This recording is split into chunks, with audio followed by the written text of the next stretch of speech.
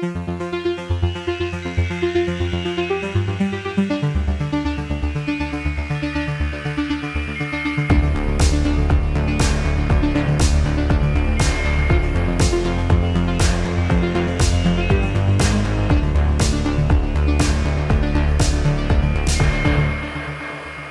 to another episode of Every Horror Movie on Netflix, the podcast where we watch, review, and discuss every horror movie on Netflix. I am your host, Allison with a Y, here with my co-hosts, Allison with an I. Hey. And Patrick with a P. Hello. This week, I chose the Netflix original, Vampires versus the Bronx. So Vampires versus the Bronx is a horror comedy that digs into the real-life issue of gentrification by portraying predatory real estate investors in the Bronx as literal vampires. As a sinister company called Murnau Properties, loved that, slowly transforms long-standing neighborhood businesses into hipster hangouts, a young Bronx resident known as Lil Mayor spearheads a campaign to keep his friend Tony's beloved local bodega open. But as Lil Mayor and his friends, Bobby and Luis, investigate Murnau Properties' shady dealings, they realize they're going to need wooden stakes, silver bullets, and a DVD copy of Blade to take their neighborhood back. Hell yeah. Yeah, great premise. Right off the bat, loved Murnau Properties as an entity. Mm-hmm. Loved that the insignia sign, whatever, was Vlad Dracula. Oh, is that what that was? Yeah. I didn't recognize the insignia. It looked like a king on a playing card Well, to me. Close enough, but yeah, that was definitely Vlad the Impaler. Nice. Yeah, and of course, Murnau, for the uninitiated, was the director of Nosferatu. Mm-hmm. The original Nosferatu. Original Nosferatu, yeah. Not the Bill Skarsgård version. Yeah, I was really excited that you picked this, actually, because weirdly, this has been on my short list for like a long time. I keep a Google Doc that I check only occasionally when I need like an idea of a movie to pick for this podcast, and this has just been sitting on there for so long because I was like, and I didn't know anything about it, honestly. I was just like, that's a good title. That title has my interest. So I'm glad you finally pulled the trigger on this one. Yeah, I don't think I knew much about it either, but it seemed familiar when I started it. Like I had heard about it at one point, and then it just got lost in the ether of my brain. But what made you pick this movie? Great question. I had heard a lot about it when it came out. It was like a pretty big deal. It got quite a bit of buzz when it landed on Netflix in 2020. And it was just one of those movies that I always kind of wanted to watch and never got around to. So when I was looking for the next thing to pick and I saw that title, I was like, I've been wanting to watch that for years. And at first, I thought maybe they had already done it for the podcast because it feels like y'all would have done that for the podcast. And so I double checked with Patrick and he confirmed that no, they hadn't. And I was like, well, yeah, it's a crime that this hasn't been reviewed for the podcast sooner. Did this come out January or February of 2020 or March or later in the year? I haven't the foggiest. Yeah. Because if it was January or February, I understand why I didn't watch it. But if it was March or later, I'm like, you were sitting on your ass looking for shit to do all the time. Why didn't you watch this movie in 2020? Yeah, I almost said they didn't make any COVID references, but they wouldn't have if it came out in March because that's when COVID lockdown started. October 2nd, 2020. Halloween season release. Spooky season release. Yeah. And directed by Lorne Michaels, surprisingly. Not directed, produced. Produced. Okay, produced. Yeah. But I don't think I've seen his name on many things other than SNL. I feel like I've seen him produce a handful of movies here and there, but yeah, I don't think of him as like a prolific movie producer by any means. It was a fun little surprise to see his name in the credits. I think he produces more than you realize. Does he? Yeah. Okay. Yeah, he produces a lot of comedy films, especially if they involve any SNL cast members. Yeah. But I was surprised that, he produced this one because it involves zero SNL cast members, past or present. future.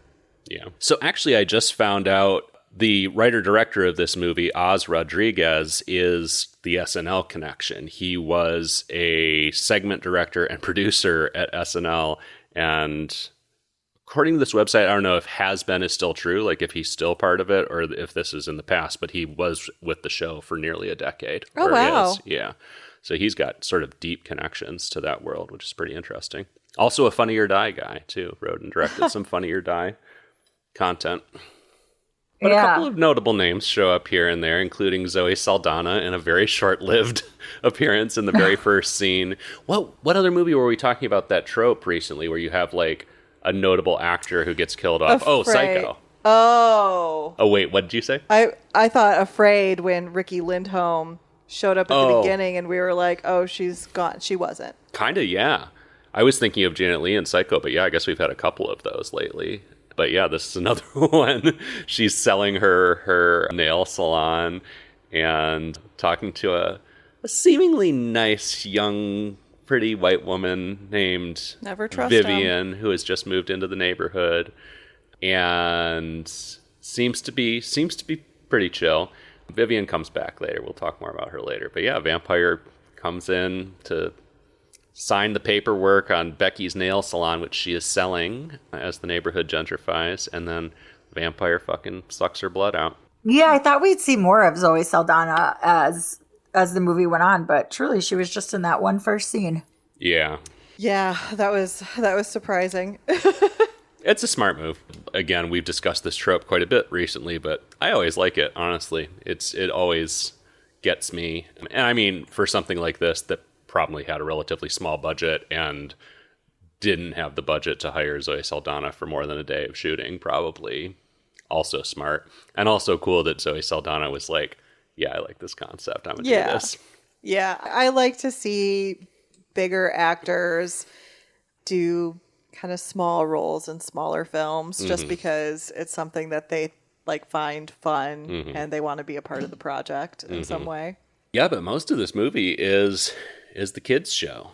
It's like almost like a Stand By Me, Stranger Things kind of kids riding their bikes around the neighborhood and investigating creepy evil doings and setting out to put a stop to them, which again, another sort of trope that I tend to enjoy if it's done well. Yeah, I agree. Agreed. Yeah. Yeah. Like I liked that concept with this because I think people of many ages can watch this and enjoy this, but it also feels very age appropriate for the target age of like the characters, the kids. Yeah, actually that's true. I hadn't really thought about that, but I guess there's scary stuff, but there's nothing like super gory or violent in the movie. I don't recall there being much language. No. There was one that's F-bomb interesting. because you can have one in a PG-13 movie. There was a fuck. Yeah. Yeah. I forget where it was, but it was like very well placed. Well, we can't forget about my personal favorite member of the Wu-Tang Clan, Method Man. Yeah. When he showed up. Yeah. When he showed up early in the film, I cheered out loud. Yeah. Yeah, he's just like a super straight-laced preacher who is like trying to keep the kids in line all the time. Yeah. Yeah. So funny. He was delightful. It's a big ensemble-y kind of cast, really. Like, it's anchored by, like, these three kids, and specifically, like, Lil Mare is definitely the protagonist. But it kept reminding me of Do the Right Thing in a weird way, where it's like, it takes place in the hood, in New York, and you're just getting a real slice of life through, like, a zillion little supporting characters who sort of pop in and out over the course of the movie, which is fun, and I think goes a long way towards giving you a sense of the community and what's going on in this neighborhood and feeling like you're there. Yeah, there was such a sense of pride, too, which very well encapsulated the spirit of the Bronx. I actually almost went to college in the Bronx. It was my number 2 pick. And they really do have, I mean, there's such rich culture there, and there's such a proud, like, borough, Mm-hmm. And I felt like it was very, like, almost a love letter, to the Bronx. I felt like it was not like the Bronx playing the Bronx. It was just like, that's what this is, Mm-hmm. Mm-hmm. It reminded me of similar vibes that In the Heights had, of that sort of like neighborhood. All of these people from like different cultures like living together and creating their own unique culture together while still celebrating sort of the roots from where they came from. Yeah, it didn't feel written or cast for kind of your standard like Hollywood palatability, especially, you know, I think it's frankly just kind of notable that this movie has like some dark skinned black people in it. Yeah. Because I mean, Hollywood tends to cast medium or light, like that's the whole thing, you know. And I like that this movie kind of like shows the full range of experience of people of color in this neighborhood, and puts people on screen that you don't often see on screen, which is fucking bizarre that you don't see them on screen at this point in time. Right.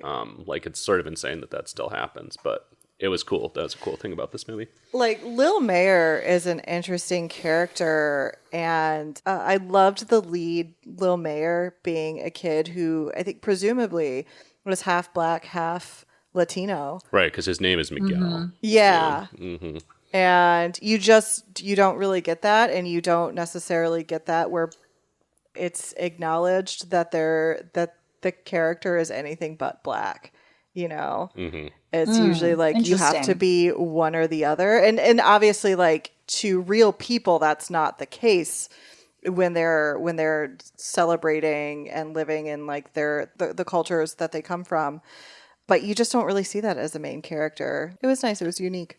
Yeah, definitely. Yeah, and these kids were good actors. You know, they did well. Like they kept me engaged. I looked forward to seeing what happened to them. And I mean, if we're not going to get Stranger Things for 100 years, I mean, it's coming. But I don't know if I even want it anymore. Oh my God, I need like a whole season just reminder of what even happened. Exactly. Exactly. But these kids were good little actors, and they played kind of like, you know, there were some complex situations that they were in, like socially, you know, like Bobby being kind of like groomed by the local like gangbangers to eventually become a gangbanger himself. And like that's a really nuanced and kind of heavy like storyline to have a kid act. And I thought he did great, you know?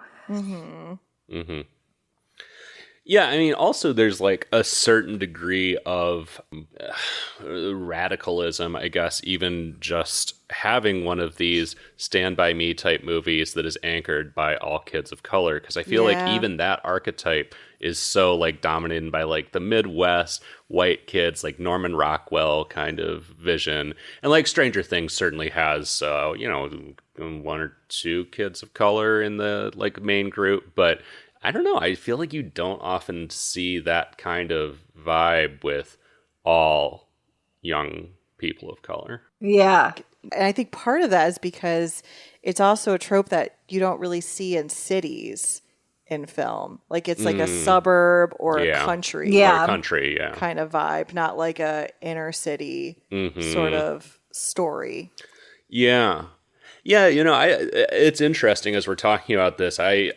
A lot of this is occurring to me on the spot, you know, and I think that speaks to the film being sort of quietly radical in a lot of ways, because it's mostly a light, fun horror comedy that, you know, as you said, why, like, I think could be enjoyed by a lot of different people. I think there's plenty for adults to enjoy here, but I mean, you had a good point about like kids, the age of the kids in this movie, it would work for them too, even if you have parents who are like, you know, you're not watching like a gory horror movie, like this will still work. Like it feels light, it feels breezy, even though there's a lot of political content to it. Like the whole concept is a fucking political allegory. It goes down easy, but there's a lot of like very low key kind of radical elements to this that are kind of cool. I agree. Yeah. Well, so talking about the political underpinnings, Patrick, you got your gentrification movie. Yeah, I was going to say we got two gentrification discussions back to back here, Barbarian and now this. Yeah. I was just going to say that the taking of that process of gentrification and some of the businesses that ended up being posted there were very The funniest funny. shit in the movie. Oh, yeah. So funny and so fucking accurate for all these like Yeah. hyper niche little hipster shops. What was the one that you cackled at, Patrick? I mean, we should like sort of explain very briefly. Like, it's kind of a running gag that whenever a building gets taken over, you know, the windows get papered over, boarded up, whatever, and then there's like a series of signs that you see throughout the movie for the businesses that are going to replace the long time, you know, nail salon or bodega or whatever. And the one that got me the most was a sign for coming soon. I think it literally just said the butter store. Yeah.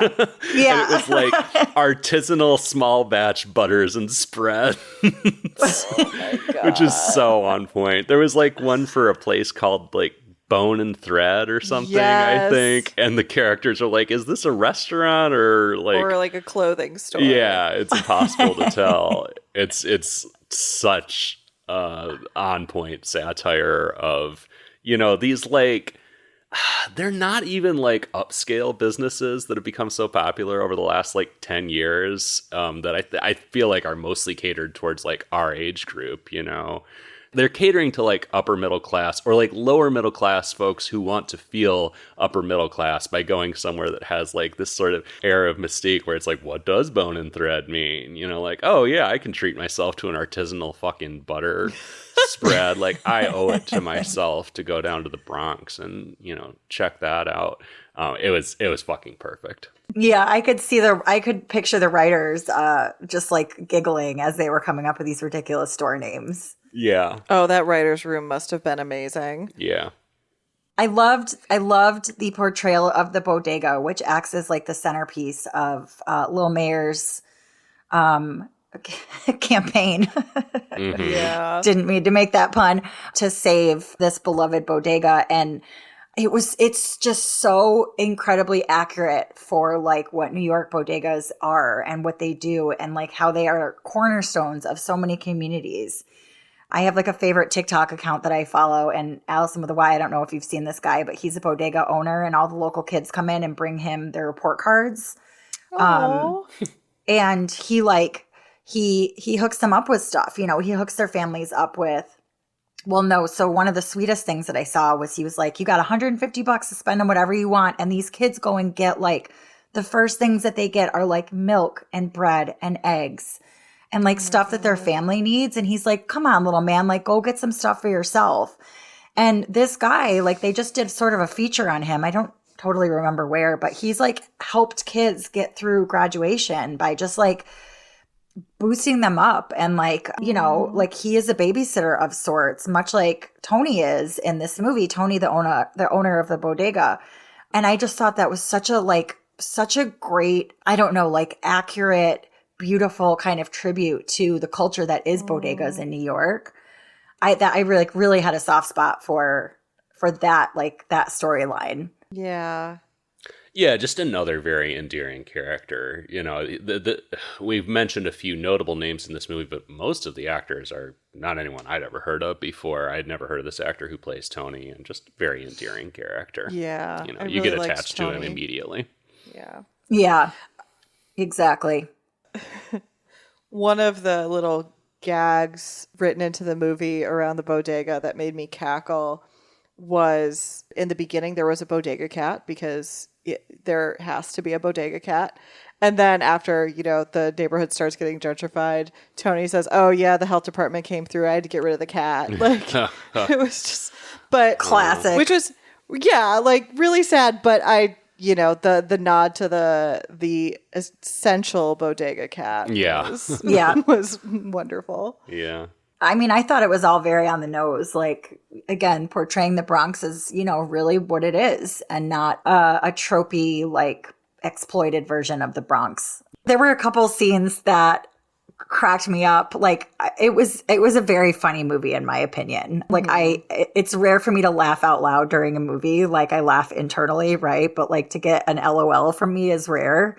One of the scenes where we first see the vampire, one of the vampires in the horde who's got the long blonde hair and he's very like quintessential what a vampire would look.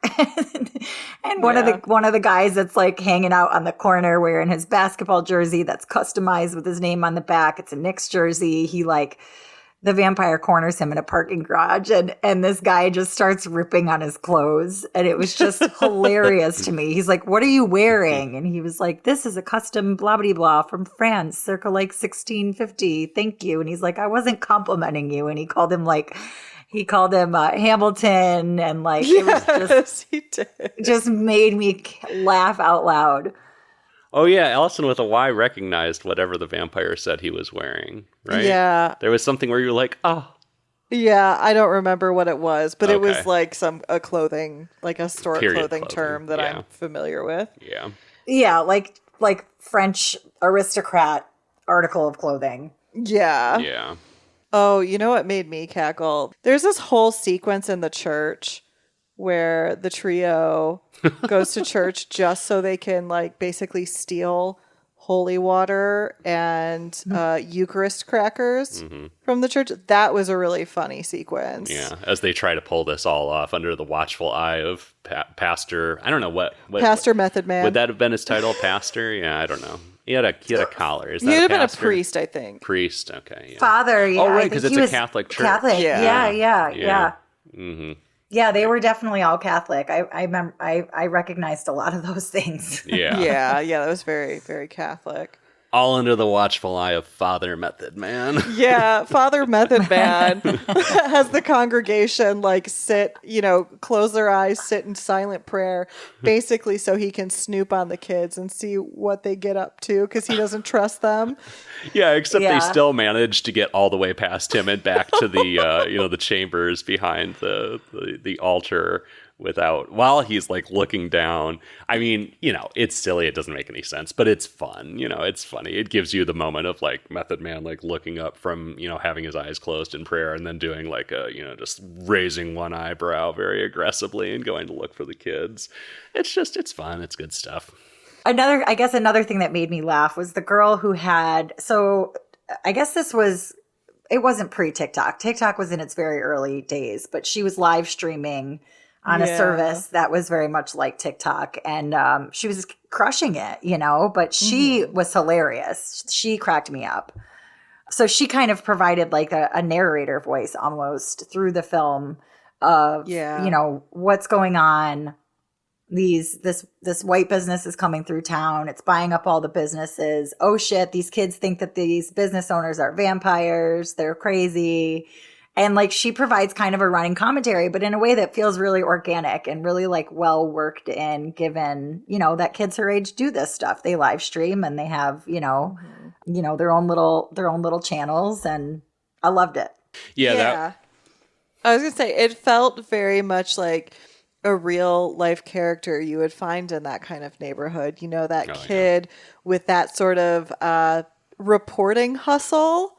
Because there's been kids like that. I mean, even before everybody had a computer in their hands, there were kids going around snooping, quote, snooping, like reporting, putting out their own little self-published kind of stories and like newsletters and stuff like that in neighborhoods. It's a wonderful trope that's based in things that like some kids actually do, and I loved having a character like that in there. Well, and it's another point where I feel like it's gotta be this. This whole thing feels so inspired by Do the Right Thing to me. Have either of you guys seen Do the Right Thing? I have not. No. Oh man, it's so fucking good. That's one of my favorite movies of all time. But I mean, Samuel Jackson plays a radio DJ, like very like local, like small neighborhood radio station DJ in that movie, and recurs throughout the movie, sort of, acting in that Greek chorus type of role where he's sort of narrating and commenting on the events of the story. And this character, was it Glow TV. Yeah, Glow TV. Wasn't her name Glow or something? I don't know. remember. Whatever. The character was very reminiscent of that Samuel Jackson character from Do the Right Thing to me, which was fun. I loved little Luis and that he was sort of the token like nerd reader, yeah. horror movie kid, and he's reading Salem's Lot at the beginning, and then you just get one quick shot of the cover of the book, and I was like, fuck yeah, Stephen King nod. Yeah. And he was like a cute nerd. You know, I mean, he was a stereotype, like an archetype to a certain degree, but he was nerdy in like a very fun, cute way. And it wasn't, you know, and I feel like this is something that's changed over time in movies in general, but he wasn't just like a laughing stock, you know. Yeah. No, he knew, yeah, not at all. He knew all the shit about vampires, and for the most part, his friends didn't react in a like, you fucking nerd, why do you know these things kind of way? No, but more just like, not at all. oh, what the fuck? Garlic kills vampires, you know? Right. Yeah, he became the like teach us how to do this. Yeah, yeah. Yeah, and I loved that Blade is like a central text for this movie. It's like their instruction manual for how to fight vampires. I mean, yeah. It really made me want to fucking rewatch Blade. I love Blade. I was really sad. I think they were on the verge. Actually, I think, yeah, this probably would have fucked with their rating, but I think they are on the verge of the moment when he says, some motherfuckers are always trying to ice skate uphill, which is one of my favorite movie lines of all time. And I was like, say it, say it, say it. That would have put them into R-rated. Yeah, I don't think they could have gotten away with territory. that if they were trying to maintain their PG-13 or TV-14 or whatever it is. Did you guys think it was scary? Not particularly. No. I mean, you know, it gets the mood. It gets the mood of vampires creeping up on you and whatever. But I mean, if you've seen that in movies before, it doesn't like do anything wrong. It's playing with the genre trope of vampires, but I don't think it's really trying to scare you. Yeah, I agree. Yeah. Definitely more comedy than horror for me, but like, yeah, for sure. Enough horror to be put in the horror category. How about them themes? What did y'all think of how it dealt with its themes? Or I mean, there's one central theme, and it's gentrification. I just thought it was like scathing of it in a lighthearted, funny way. Mm-hmm. It wasn't trying to aggressively shame people so much as point out just the absurdity of it. Mm-hmm. I appreciated that. How they handled it matched the tone of the film, and I think was an age-appropriate handling for who I think the target audience probably was. Yeah. Yeah, I mean, the thesis statement is pretty simple. Like, gentrification is bad, but I think it throws in a couple interesting notes towards the end that I'll get into in the spoiler room as far as how different members of society kind of get pulled into being agents of gentrification. That was interesting to me. We'll dig into it a little more. But overall, like, it's just a very palatable movie about gentrification. Like, I think we're all pretty, like, well-versed in gentrification and what it is and the discourse around it. But I think somebody who isn't, which there's plenty of people out there for sure, could watch this and, you know, get a sense in, like, kind of a fun and enjoyable way of how a pretty serious thing works. Like, and that's cool, you know? I like using comedy or horror to kind of dig into a pretty serious and kind of complex subject. Right, and I like how, you know, we got to meet a couple of the owners of the businesses that, you know, get bought up and closed down to be gentrified. And, you know, the humanizing of the people who that happens to, and kind of like the different responses to the possibility of gentrification, where some people are like, I'm going to take my money and run. Yeah. You know, and rightfully so. That's their right to do that. Yeah. And then other people who are like, you can't buy me out no matter how much you offer. Like, I do this because I love this and I love being part of this community. And it was nice to get sort of the different reactions to it from within communities and from the people who, you know, are getting bought out or pushed out or whatever. Mm-hmm. Yeah. Yeah. It kind of shows again, a broad spectrum of people in the neighborhood and a broad spectrum of experiences and broad spectrum of reactions to what's going on. I think it's very smart in that way. And it's crazy because this movie is so fucking short. It's under an hour and a half. And there's so many characters, so much going on. It's a densely packed hour and a half, but also doesn't feel like exhausting. Right. In any way. It's a tight ass movie. Yeah. Yeah. It sure is. I think I've realized that hour and a half long movies are my new favorite kinds of movies. Yes. You know what I mean? Like anything beyond that. Obviously, some movies you just have to have more time. But like if you can pack a whole lot of goodness into an hour and a half and really like concentrate it and distill it down, and it's still like a great, storyline, well written, well acted. I mean, you have my vote. Hour and a half movies are the way to go. Yeah. Oh, I go on this rant all the time, and I've probably gone on it on this show before, but my favorite kind of movies, 90-minute movies. My favorite kind of albums, 32 to 35-minute albums. My favorite kind of books, like 250 pages long. Like, I am a brevity slut. Podcasts. Give it to him short and sweet, folks. Podcasts. I love a podcast that's like a half hour, which this one is not. Ever. No, it's not. And this is why I don't listen to podcasts as a podcast host. It's really hard to find a 250-page book anymore. I'm trying to think back to the last 20 books I've read, and none of them have been 250 pages. That would be such a breath of fresh air. Yeah, I was maybe exaggerating a little bit because you're right. 250 is kind of hard to find. But if you're around 300, that's still sweet spot for me. Yeah, that's and up a good to 400, spot for sure. then I'm like, this is long. Stephen King hates to see you come in. Yeah. And yet I keep coming back to him over and over and over again. I know, same. Well, speaking of keeping things short and sweet, should we review this? Yeah, might as well. Yeah, let's do it. All right, Patrick, you want to start us off? Would you view it, cue it, or screw it? I would view it. I had a lot of fun with this.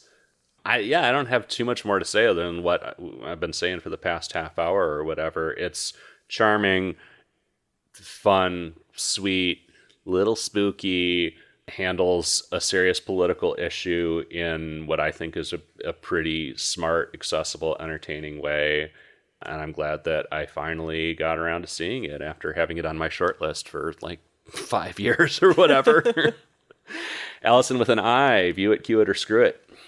I am also a view it. I was so delighted by this movie. I felt like I was smiling out loud, laughing out loud. I was like, I want to watch this with my daughter who's 16. I would recommend this to my mild salsa horror friends. It's perfect mild salsa horror. I forgot about the salsa scale. The salsa scale, right? I love the salsa scale. It's perfect mild salsa. And as a really, really proud New Yorker, I was just kind of beaming watching this whole movie. I was just I miss New York so much. And this is so very, very New York, so yeah, absolutely all day. View it. Allison with Y, you picked this. What did you think of it? I mean, of course I have to give it a view it. It was so charming. If I had a teenager, I would sit down and watch this with them, or a tween. It's so fun. It has a lot of heart. It's fast paced. It's funny. It hits the kind of lighthearted vampire genre really well. But yeah, like we said, with a really good message in there, particularly around community and community coming together. And that's a recipe for me to give anything a view it. So yeah. We're back to a 3-way view it. Yes. I know. We're gonna have to start watching more shit because we're giving too many glowing reviews on this podcast. Allison with a Y, you keep picking good movies, I have to say. What can I say? Magic touch. Anyways, so before we head down to the spoiler coffin, Mm. The nest. Are we nesting the nest? Oh, spoiler nest. Yeah, because I guess a bunch of coffins in one place together is called a nest.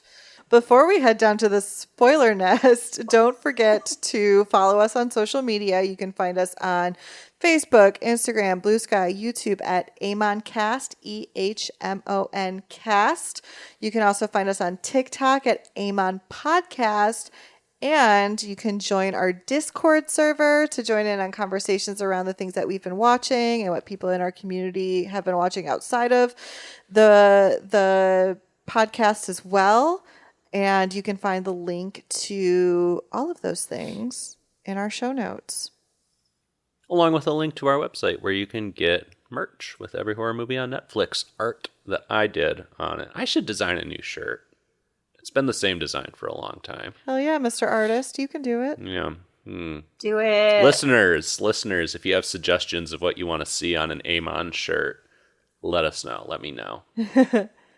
All right. Well, we're going to grab our holy water, our Eucharists, and our steaks, and probably some garlic and crosses while we're at it, and head on down to the spoiler nest. See you there.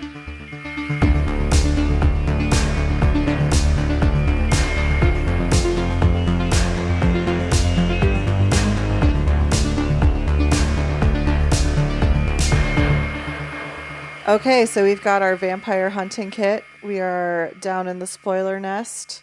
And this holy water is boiling. It's boiling. Fun fact, apparently holy water not only hurts vampires, but it boils when it's near them. That was a new one to me. Like, so much of the vampire hunting and detecting stuff in this was, standard shit that wooden stakes and whatever that I've seen before. I don't know if I've seen this holy water boiling thing specifically before. Is that a trope? I feel like I have heard of that one before, Okay. but it's not like as common. Yeah. No, that was new for me too. It was cool because they have like water balloons full of holy water and it's like boiling. It's like a vampire detector, basically. I loved the water balloons full of holy water. I thought that was so like Home Amazing. Alone coded, or just Yes. like these kids were fucking smart with it. Yeah. Yeah. But yeah, a lot of our spoilers kind of revolve around the kids stealing a weird, spooky looking black, sort of like granite maybe key that has a skull on the tip. It looks very cool. Very cool key. I would love to have a key like that just to put around the house. And they have no idea what it is. But No, it was an very- accident. They didn't mean to. Yeah, but it is very important to the vampires and their plan. And frankly, but I didn't entirely understand it, so maybe someone else can explain it. It unlocks a box that's full of like red dust that I guess is the ashes Yeah. of the original vampire. Yeah, so the red dust can help create more vampires, which is why the vampires wanted access to it. Right, because Right. unlike some vampire movies, biting their victims does not turn them.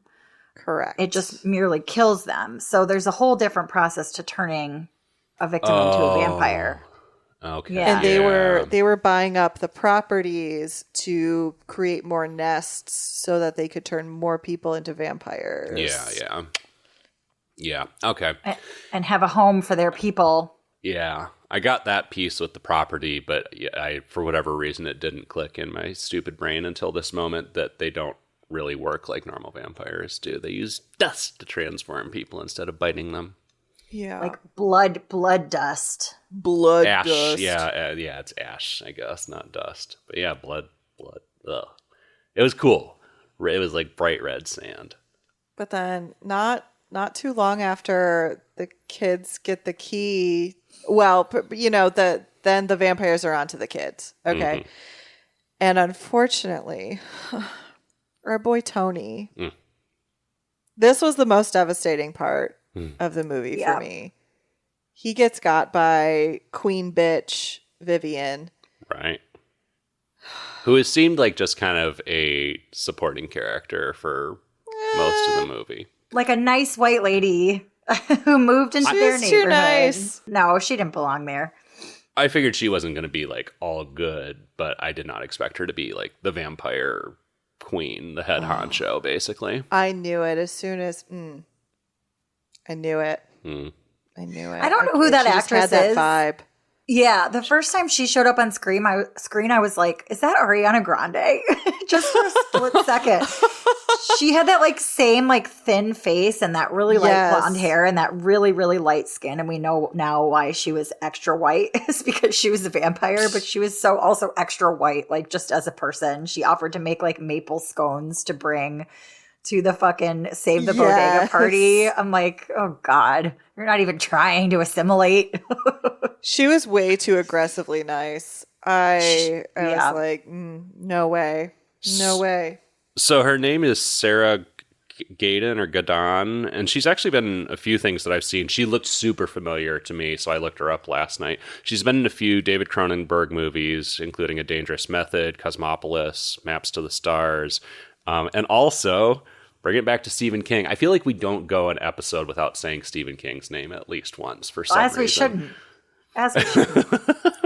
But she played Sadie in the 11/22/63 miniseries, which I haven't seen. But I haven't seen it either, but it's my favorite Stephen King book so far. Oh, mine too. Yeah, she was just that white woman that, like, I think why you said this at the beginning, you were like, don't trust her. As soon as she showed up, I was just like, no.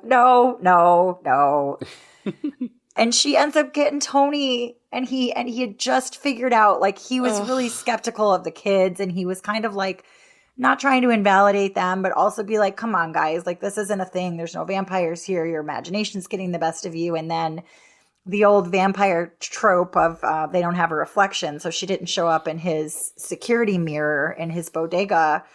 And just when he realizes that she's a vampire and grabs his like prized Sammy Sosa baseball bat that you could tell is just coveted by him. And he grabs it to kill her. And man, for a minute there, I really thought he had a fighting chance. Yeah. I really wanted him to live. I know. I was actually a little surprised by that. I thought that like he would maybe sort of get away by the skin of his teeth, but yeah. Got to teach the kids about grief and loss, you know? Mm-hmm. Yeah. There's another element about this film that was interesting was the sort of, I mean, there are all these missing person signs. People are talking about are people going missing in the neighborhood, but there wasn't panic. It was just like, oh, yeah, there's just more people missing than usual. You know, just like people who have, I don't know, have just had to deal with violence coming to their neighborhoods for so long, just becoming desensitized to it. Yeah. And also that Bobby character, one of the kids, you know, it's alluded to, and if not outright said, that his dad was a gangbanger and he was shot and killed.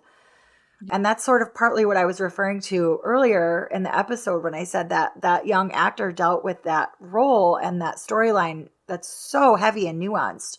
He did such a great job with it. And there's a moment at the end of the movie where somebody says to him, like, you're going to end up, you know, dead and shot just like your dad. And it like takes him aback in a very authentic way. I mean, that was a really well acted scene, in my opinion, of a kid that's like, don't talk about my dad, you know, like this is a truly like, there's a lot of grief. Yeah, so I mean, Vivian now in like full blown villain mode, like wearing, you know, the fucking crazy ass vampire clothing, all black leather, fangs out. Yeah, goes on the hunt for the kids. She does get the key from them, but at the last minute, basically the whole neighborhood turns up. Yeah, well, yeah, because the kids go to the actual nest to. You know, because they're like, we're going to get the vampires. And you know what? The kids take them out quite effectively, most of them. Yeah. They crushed it. Yeah. They're doing well, and then Vivian gets the upper hand. Yeah. Yeah. But then all their friends, family show up with like their baseball bats and their sharpened sticks of wood and, you know, whatever. And it's a very all of their crucifixes, because they're all yes. Yeah. I think doesn't Method Man show up with one of those like giant, like the really long, tall ones that they use in Catholic? All the abuelas are out there like with their crosses. Oh my God, I love that scene where it seems like the kids are down and out, and then all of a sudden, you know, everybody from the neighborhood is just outside of the wall, and somebody goes, "What the fuck did she say about the Bronx?" And it's like, Yes. I cheered out loud. I was like, fucking get it. Like, yes, community. It was such a fun scene. Yeah, it's a very fun, like, I am Spartacus kind of vibe. And then Lil Mare delivers the killing blow to Vivian with Tony's bat. Oh. And that bat shows up the very first fucking time you see Tony, and you know it's going to be a thing in a way that almost bothered me, but whatever. It was fine. It was cute. I think, I understand what you mean. But again, like my dad being like the most New Yorker that I've ever known, and also the biggest Yankee fan that I've ever known, has like a priceless baseball bat in his like Yankee memorabilia collection. Like it is a very New York thing. Very, very New York. Oh, I don't doubt that. It was more just, I was referring to the way like the dialogue really drew attention to it, where it's like, okay, why are you, like, clearly you're spending time on this because this is going to be a plot point at some point, and it's the thing, like it's the climactic weapon used to take Vivian out, and then everybody's happy and they have a block party. No more gentrification. Gentrification is over. At least not by the vampires. Vampires have been beaten. And our girl, the live streamer, kind of does a final little message to the camera, you know, something along the lines of, like, we're ready for whatever invaders come next or something like that, which I don't think I had been quite as invested in that character up to that point, but it was a cute note to end the movie and a good, good way to kind of just drive the final point home. Yeah. No pun intended. Drive the point home. Oh, like a wooden stake. Yeah. And he was on his bike, which I thought was so clever because nobody else could really get close to Vivian, but he flew in there on his bike with the bat attached to the front of it. Yeah. Yeah. Well, should we drive a stake through the heart of this episode? And kill it? I mean, it does have to end at some point. It does. It cannot be immortal like a vampire. Yeah, that's true. Before we wrap up, I will be doing a little vampire hunting of my own in what is supposedly in Italy. What?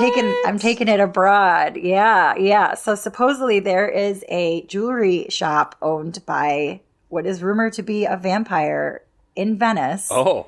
And I have the address. And I think I'm gonna go. Whoa. Oh my God. Huh. I'm so sad. I'm mad I didn't know about that when Patrick and I were in Venice last year. Yeah. I'm certain that's that exciting. I'm certain that it's totally an urban legend, but I think I'm going to be in Venice and I have the address. So I'm like, why the fuck would I not stop by and see what this is all about and talk to this owner that doesn't keep shop hours during the day, supposedly. Incredible. Good for you, but I'm going to be keeping a wooden stake ready next time I see you. I eat a lot of garlic. Just in case. Yeah. Well, yeah, we're going to be missing you for the next few episodes here. You're going to have a nice long trip in Italy, and so I think you're going to be out for our August episodes, but you'll be back in September. So we're gonna miss you, but we're going to look forward to hearing all about the vampire jewelry store when you come back. Yes. I'll miss you too. We're going to be missing our beloved Allison with an I. It's not the same without the two Allisons, but we will be having some special guests come in. To fill the void in our hearts. Exactly. And Patrick, what are we going to be watching next? We are going to be watching Ziam. That's Z-I-A-M. It is a Thai film. It's an N film, Netflix original. And the synopsis of it is a dystopian apocalypse, a swarm of horrifying zombies, a thrilling fight for survival. Can an ex-Muay Thai fighter escape danger before it's too late? Ooh. Okay. So it's like a martial arts movie. It's like kicking zombies in the head. Okay. And I am unreasonably excited about it. I had not heard of it until today, and I was just browsing around. I was like, what the fuck is Ziam?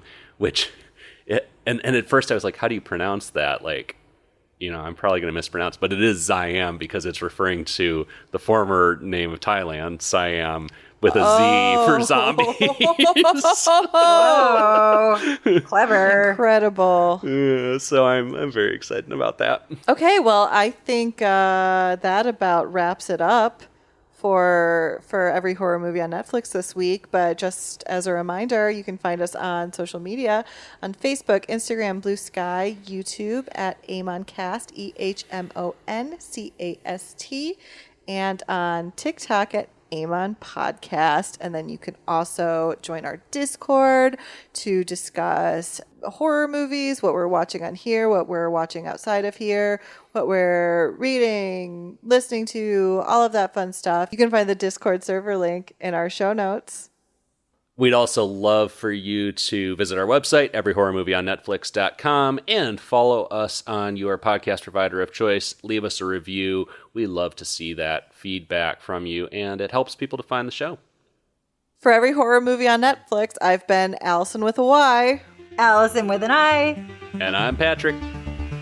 Bye. Bye.